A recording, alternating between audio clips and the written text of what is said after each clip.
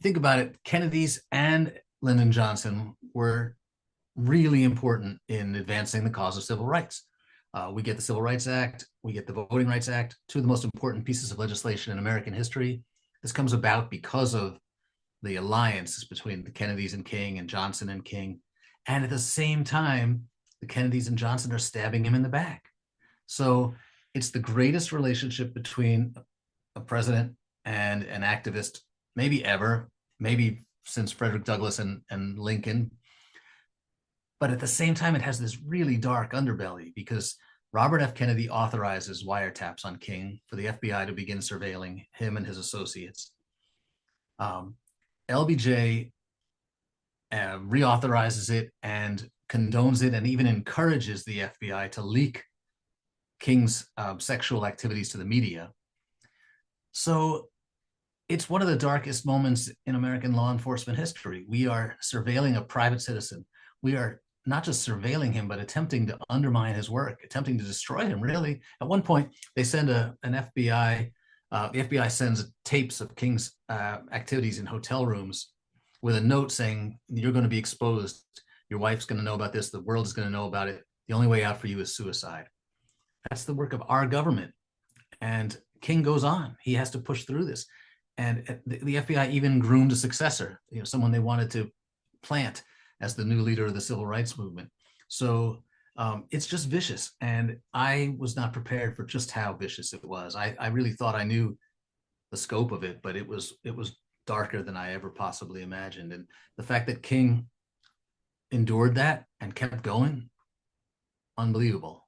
Yeah, when I was reading it, I thought that it kind of changed that whole perspective to me. Because when you grow up reading books, you kind of see the Kennedys and that movement as like this constant progression. You know, like okay, they got this bill passed in '64, voters' rights. Then they got the immigration. It's like it kind of felt like it was all in this order. But you really see this constant tug of war. You see this FBI, like you said, FBI spying, and even like you said, this backstab, and that it changes the perspective, but you also know that they had like as far as the movement had to go through these progressions in order to get through it. So can you talk a little bit about like the psychology and the turmoil, the struggle, I guess, that Martin Luther King had to deal with from all of these different actors, on one hand shaking his hand, on the other side coming for his life.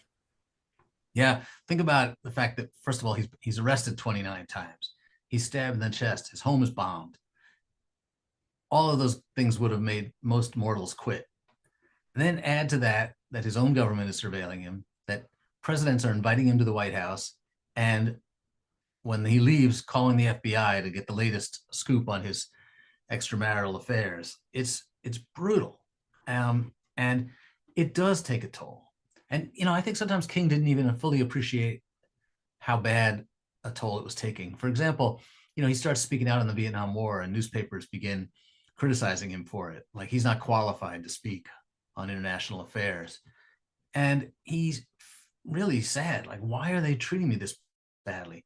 And he probably doesn't fully appreciate that people at all of these newspapers have been reading the surveillance transcripts, that they know about his extramarital affairs. So they're prejudiced against him. They're biased. They are believing some of what the FBI is saying, that this man is a moral fraud. And that's affecting his media coverage, and that's affecting his popularity around the country. So by 1966, 2/3 of all Americans disapprove of Martin Luther King in a Gallup survey. When he's assassinated, something like 31% of Americans said they thought he had it coming. And King is just going on. Like he's sad. He's really sad. I think the last couple of years of his life, he's so depressed. Some of his friends are worried that he might be suicidal. And you just feel for him, and you know that our government is making it worse, that they're piling it on. They're trying to break him.